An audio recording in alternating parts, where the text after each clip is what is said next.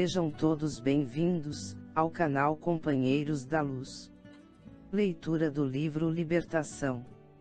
Coleção A Vida no Mundo Espiritual, obra do Espírito André Luiz, por Chico Xavier. Iniciemos então o capítulo 17. Assistência Fraternal. No segundo dia de serviço espiritual definitivo, na tarefa de socorro a Margarida, nossa movimentação aureolava-se de sublime entusiasmo no santuário doméstico, que novamente se revestia das doces claridades da paz. A casa transformou-se. Desde a véspera, Saldanha e Leôncio eram os primeiros a pedir instruções de trabalho. Teimavam em dizer que os adversários do bem voltariam à carga. Conheciam a crueldade dos ex-companheiros, e porque muitos apaniguados de Gregório, viriam fiscalizar a normalidade do processo alienatório da esposa de Gabriel, Gubil começou por traçar expressivas fronteiras, ao redor da casa, mantidas dali em diante sob a responsabilidade dos colaboradores que Sidônio nos cedera por gentileza. Enquanto aprestávamos a defensiva, o jovem casal louvava a alegria que lhes retornara aos corações. Margarida sentia-se leve, bem disposta, e rendia graças ao Eterno pelo milagre com que fora contemplada. O esposo formulava 1000 promessas de trabalho espiritual, com a alegria do neófito embriagado de sublime esperança. De nosso lado, porém, as responsabilidades passaram a crescer. Atendendo às determinações de Gubil, Saldanha dirigiu-se ao interior da casa e trouxe, por influência indireta, velha serva encarnada, que espanou móveis, bruniu adornos e abriu as janelas, dando passagem a vastas correntes de ar fresco. O prédio como que se reconciliava com a harmonia. As medidas referentes à limpeza prosseguiam adiantadas, quando vozes ásperas se fizeram ouvir, partidas da via pública. Elementos da falange gregoriana gritavam por Saldanha, que compareceu junto de nós, desapontado e algo aflito. Nosso instrutor paternalmente lhe recomendou: "Vai, meu amigo, e mostra-lhes o novo rumo. Tem coragem e resiste ao venenoso fluido da cólera. Usa a serenidade e a delicadeza." Saldanha estampou na fisionomia perceptível gesto de reconhecimento e avançou na direção dos recém-chegados. Uma das entidades de horrível semblante, de mãos à cintura, gritou-lhe, irreverente: "Então, que houve aqui?" Traindo o comando. O interpelado, que os últimos sucessos haviam alterado profundamente, respondeu humilde, mas firme: "Meus compromissos foram assumidos com a própria consciência, e acredito dispor do direito de escolher a minha rota." "Ah", disse o outro, sarcástico, "tens agora o direito." "Veremos." E tentando insinuar-se de maneira direta, clamou: "Deixa-me entrar." "Não posso", esclareceu o ex-perseguidor, "a casa segue noutra direção." O interlocutor lançou-lhe um olhar de revolta irreprimível e indagou estentórico: "Onde tens a cabeça?" "No lugar próprio." "Não temes, porventura, as consequências do gesto impensado?" "Nada tenho de que penitenciar-me." O visitante fez carantonha de irritação extrema e argumentou: "Gregório saberá." E retirou-se acompanhado pelos demais. Transcorridos alguns instantes, outros elementos assomaram à entrada, assustadiços e insolentes, com a repetição dos mesmos quadros. Em breve, cenas diversas passaram a desdobrar-se. Gubil colocou sinais luminosos nas janelas, indicando a nova posição daquele abrigo doméstico, opondo-se às manchas de sombra que provinham dali, e naturalmente atraídos por eles, espíritos sofredores e perseguidos, mas bem intencionados, apareceram em grande número. A primeira entidade a aproximar-se foi uma senhora que se ajoelhou, à entrada, suplicando: benfeitores de cima, que vos congregastes nesta casa, em serviço de luz, livrei-me da aflição. Piedade! Piedade! O nosso instrutor atendeu-a, imediatamente, permitindo-lhe a passagem.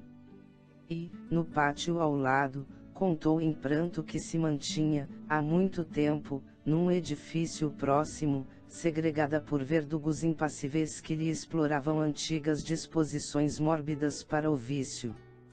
Achava-se, porém, cansada do erro e suspirava por mudança benéfica. Penitenciava-se. Pretendia outra vida, outro rumo. Implorava asilo e socorro. O orientador consolou-a, bondoso, e prometeu-lhe amparo. Logo após, surgiram dois velhos, rogando pousada. Ambos haviam desencarnado em extrema indigência num hospital. Revelavam-se possuídos de imenso terror. Não se conformavam com a morte. Temiam o desconhecido e mendigavam elucidações. Padeciam de verdadeira loucura. Curiosa dama compareceu pedindo providências contra espíritos pervertidos e perturbadores que, em grande bloco, lhe não permitiam aproximar-se do filho, instigando-o à embriaguez. Outra veio solicitar recursos contra os maus pensamentos de um espírito vingativo que lhe não dava ensejo à oração. A corrente dos pedintes, contudo, não ficou aí. Tive a ideia de que a missão de Gubil se convertera, de repente, numa avançada instituição de pronto-socorro espiritual. Dezenas de criaturas desencarnadas, sob regime de prisão aos círculos inferiores, alinhavam-se, agora, ao lado da residência de Gabriel, sob a determinação de Gubil que dizia aguardar a noite para os serviços da prece em geral. Antes, porém, que o dia expirasse, começaram a surgir vários elementos da falange de Gregório, afirmando-se dispostos à renovação de caminho. Procediam da própria colônia que visitáramos, e um deles, com grande assombro para mim, foi claro na enunciação dos propósitos de que se achava inspirado. Salvem-me dos juízes cruéis. Suplicou, emocionando-nos pela inflexão de voz: não posso mais. Não suporto, por mais tempo, as atrocidades que sou constrangido a praticar. Soube que o próprio Saldanha se transformou. Eu não posso persistir no erro. Temo a perseguição de Gregório, mas, se é necessário arrostar as maiores dores, enfrentá-las-ei de bom grado, preferindo-lhes o golpe fulminatório a regressar. Ajudem-me. Aspiro a nova estrada, com o bem. Apelos como este foram repetidos muitas vezes, enfileirando os sofredores de intenções nobres e retas que nos alcançavam. No vasto recinto de que dispunhamos, nosso instrutor recomendou que eu e Eloy nos colocássemos à disposição deles, ouvindo-os com paciência e prestando-lhes a assistência possível, a fim de se prepararem mentalmente para as orações da noite. Confesso que me senti à vontade. Dividimo-nos, então, em dois setores distintos. Organizei os irmãos que me cabia atender em assembleia fraternal, contudo, em vista de os necessitados continuarem chegando, de espaço a espaço, era imperioso abrir novos lugares no extenso grupo dos ouvintes. Muitas entidades em desequilíbrio, lá fora, reclamavam acesso, pronunciando rogativas comovedoras. Todavia, o nosso orientador aconselhara fosse a entrada privativa dos espíritos que se mostrassem conscientes das próprias necessidades. De há muito aprendera que uma dor maior sempre consola uma dor menor e limitava-me a pronunciar frases curtas, para que os infelizes, ali congregados, encontrassem reconforto, uns com os outros, sem necessidade de doutrinação de minha parte. Conduzindo-me desse modo, pedi a uma das irmãs presentes, em deploráveis condições perispiríticas, expor-nos, por gentileza, a experiência de que fora objeto. A infortunada concentrou a atenção de todos, em virtude das feridas extensas que mostrava no semblante agora erguido. Ai de mim! Começou penosamente, ai de mim, a quem a paixão cegou e venceu, transportando-me ao suicídio. Mãe de 2 filhos, não suportei a solidão que o mundo me impusera com a morte de meu marido tuberculoso. Cerrei os olhos ao campo de obrigações que me convidavam ao entendimento e sufoquei as reflexões ante o futuro que se avizinhava. Esqueci o lar, os filhos, os compromissos assumidos e precipitei-me no vale fundo de sofrimentos inenarráveis. Há 15 anos, precisamente, vagueio sem pouso, a feição da ave imprevidente que aniquilasse o ninho. Leviana que fui. Quando me vi só e aparentemente desamparada, entreguei meus pobres filhos a parentes caridosos e sorvi, louca, o veneno que me desintegraria o corpo menosprezado. Supunha reencontrar o esposo querido ou chafurdar-me no abismo da inexistência, todavia, nenhuma realização nem outra me surpreenderam o coração. Despertei sob denso nevoeiro de lama e cinza e em vão clamei socorro, à face dos padecimentos que me asfixiavam. Coberta de chagas, qual se o tóxico letal me atingisse os mais finos tecidos da alma, gritei sem destino certo. A essa altura, porque a emotividade lhe interceptasse a voz, interferi, perguntando, de modo a fixar o ensinamento. E não conseguiu retornar ao santuário doméstico. Ah, sim. Fui até lá, informou a interpelada tentando dominar-se, mas, para acentuar-me a angústia, o toque de meu carinho nos filhos amados, que confiara aos parentes próximos, provocava-lhes aflição e enfermidade. As irradiações de minha dor lhes alcançavam os corpos tenros, envenenando-lhes a carne delicada, através da respiração. Quando compreendi que a minha presença lhes inoculava pavoroso vírus fluídico, deles fugi aterrada. É preferível suportar o castigo de minha própria consciência isolada e sem rumo, que infligir-lhes sofrimentos sem causa. Experimentei medo e horror de mim mesma. Desde então, perambulo sem consolo e sem norte. É por isto que venho até aqui implorando alívio e segurança. Estou cansada e vencida. Convença-se de que receberá os recursos que pleiteia, por intermédio da prece e esclarece, prometendo-lhe a colaboração eficiente de Gubil. A pobrezinha sentou-se, mais calma, e reparando que um dos irmãos presentes buscava salientar-se, no intuito de relatar-nos a experiência de que era vítima, roguei atenção, em torno das palavras que pronunciaria. Fitei-o, vigilante, e notei-lhe o singular brilho dos olhos. Parecia alucinado, abatido. Com a expressão típica da loucura cronicificada, falou, aflito. Permite-me indagar. Perfeitamente, respondi surpreso. Que é o pensamento? Não aguardava a pergunta que me era desfechada, mas, centralizando minha capacidade receptiva, no propósito de responder com acerto, elucidei como pude. O pensamento é, sem dúvida, força criadora de nossa própria alma, e por isto mesmo, é a continuação de nós mesmos. Através dele, atuamos no meio em que vivemos e agimos, estabelecendo o padrão de nossa influência, no bem ou no mal.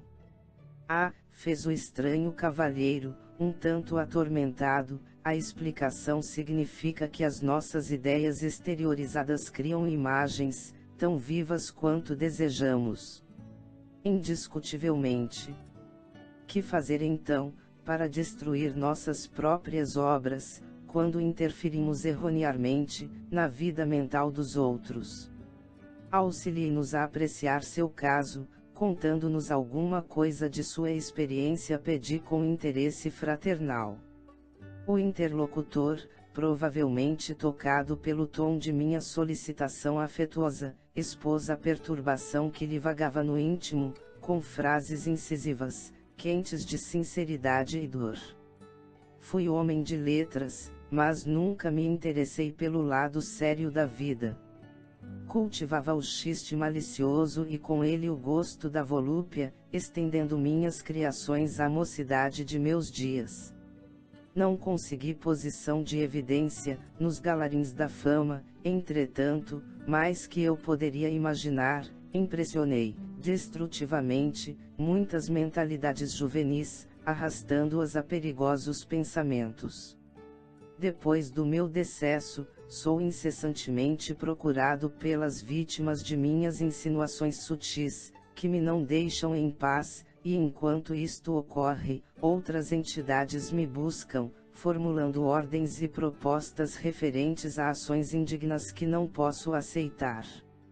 Compreendi que me achava em ligação, desde a existência terrestre, com enorme quadrilha de espíritos perversos e galhofeiros, que me tomavam por aparelho invigilante de suas manifestações indesejáveis.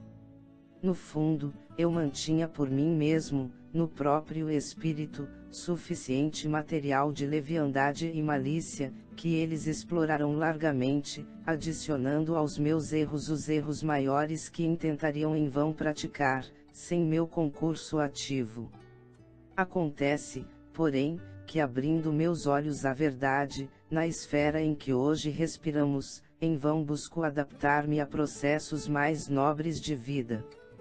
Quando não sou atribulado por mulheres e homens que se afirmam prejudicados pelas ideias que lhes infundi, na romagem carnal, certas formas estranhas me apoquentam o mundo interior, como se vivessem incrustadas à minha própria imaginação. Assemelham-se a personalidades autônomas, se bem que sejam visíveis tão somente aos meus olhos. Falam, gesticulam, acusam-me e riem-se de mim. Reconheço-as sem dificuldade. São imagens vivas de tudo o que meu pensamento e minha mão de escritor criaram para anestesiar a dignidade de meus semelhantes. Investem contra mim, apupam-me e vergastam-me o brio, como se fossem filhos rebelado contra um pai criminoso. Tenho vivido ao léu, qual alienado mental que ninguém compreende. Como entender, porém, os pesadelos que me possuem? Somos o domicílio vivo dos pensamentos que geramos, ou as nossas ideias são pontos de apoio e manifestação, dos espíritos bons ou maus que sintonizam conosco. Havia nos ouvintes significativa expectação, não obstante a calma reinante. O infeliz deixou de falar, titubeante. Demonstrava-se atormentado por energias estranhas ao próprio campo íntimo, apalermado e trêmulo à nossa vista. Fitou em mim os olhos esgazeados de esquisito terror, e correndo aos meus braços, bradou: Ei-lo! Ei-lo que chega por dentro de mim. É uma das minhas personagens na literatura feminina. Ai de mim! Acusa-me! Gargalha irônica e tem as mãos crispadas. Vai enforcar-me. Alçando a mão direita à garganta, denunciava, aflito. Serei assassinado. Socorro! Socorro! Os demais companheiros perturbados e sofredores, ali presentes, alarmaram-se, desditosos. Houve quem tentasse fugir, mas, com uma frase apenas, sustei o tumulto que se iniciava. O pobre beletrista desencarnado contorcia-se em meus braços, sem que eu pudesse socorrer-lhe a mente transviada e ferida. Cautelosamente, enviei um emissário a Gubil, que compareceu, em alguns segundos. Examinou o caso e pediu a presença de Leôncio, o ex-hipnotizador de Margarida. À frente do recém-chegado, indicou-lhe o doente em crise e falou peremptório, mas bondoso. Opera, aliviando. Eu? Perguntou o convertido, semi-apalermado. Merecerei a graça de transmitir alívio. Gubbio, no entanto, ponderou, sem hesitar. Serviço construtivo e atividade destrutiva constituem problema de direção. A corrente líquida, devastadora, que derruba e mata, pode sustentar uma usina de força edificante. Em verdade, meu amigo, todos somos devedores, enquanto nos situamos nas linhas do mal. É imperioso reconhecer, contudo, que o bem é a nossa porta redentora. O maior criminoso pode abreviar longos anos de pena, entregando-se ao resgate próprio, através do serviço benéfico aos semelhantes. Dissipando-lhe as dúvidas, acentuou com inflexão de ternura. Começa hoje, aqui e agora, com o Cristo. Em tua determinação de ajudar, esconde-se a solução do segredo da felicidade própria. Leôncio não mais vacilou. Magnetizou o enfermo dementado que, poucos minutos depois, silenciou, em profundo repouso. Desde esse instante, o ex-perseguidor não mais me abandonou nas experiências do dia, desempenhando as funções de excelente companheiro. A assembleia, porém, crescia de hora a hora.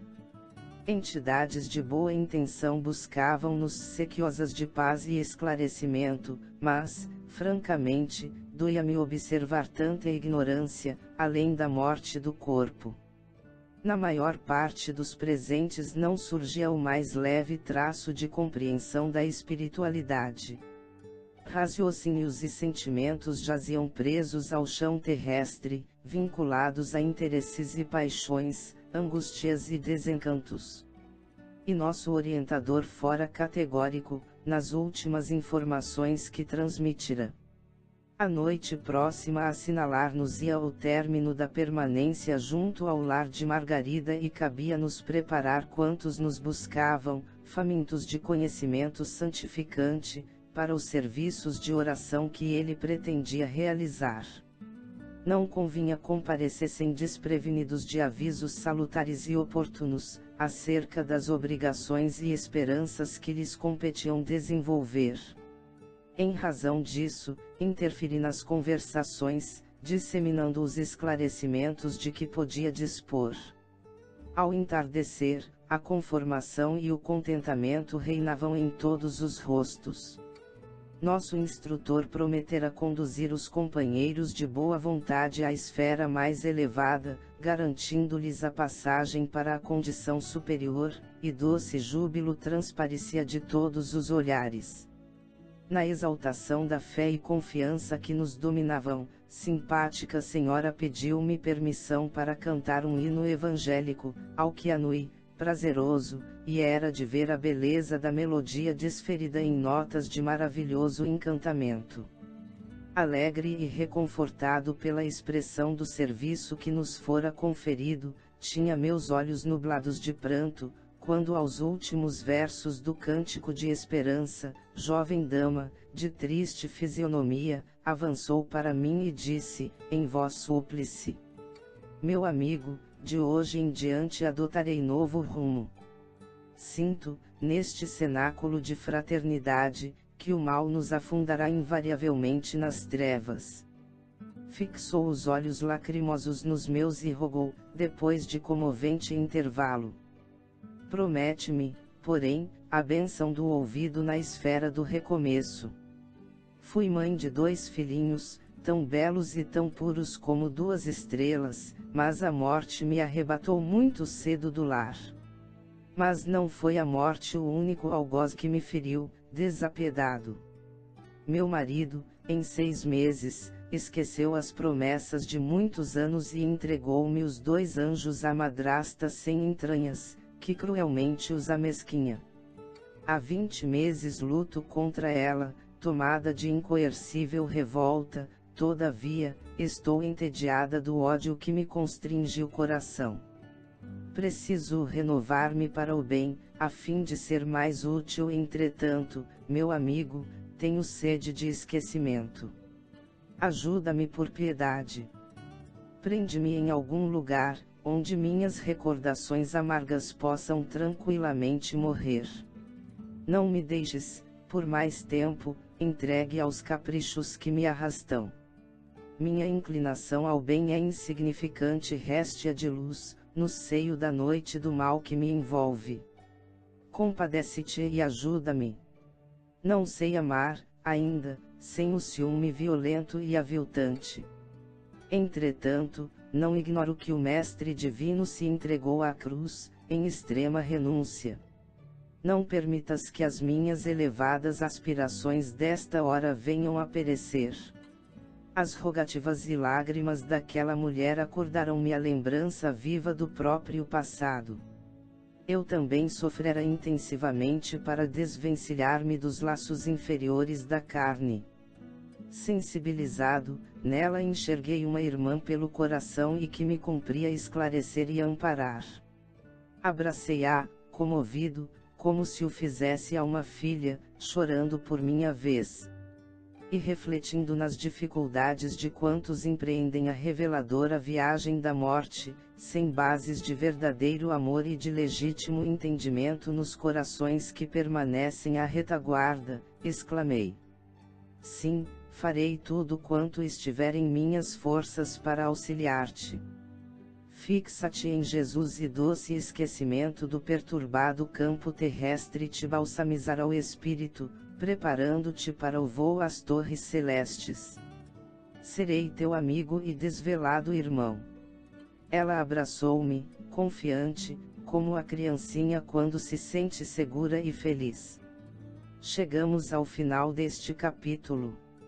Não percam o próximo de número 18. Palavra benfeitora. Muito obrigado, boa reflexão, que Jesus abençoe a todos.